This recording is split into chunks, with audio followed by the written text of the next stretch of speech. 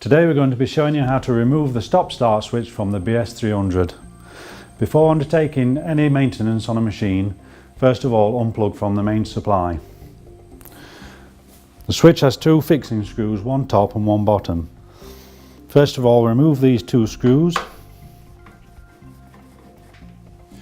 This then allows you to remove the switch from its housing. For those that aren't competent with electrics, it's probably advisable to have the new switch by the side of the old one so you can replace the connections one by one. So if you firmly grab the spade connectors, you can pull them off one by one and place them onto the new switch.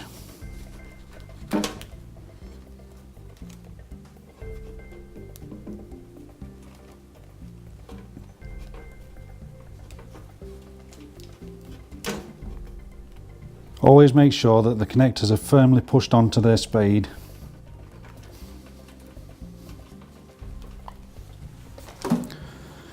Then you can replace the switch into its housing.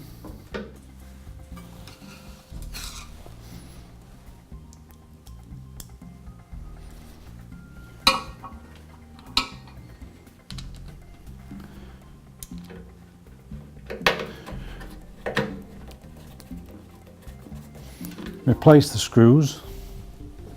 Once both screws are fitted, you can then tighten them both up.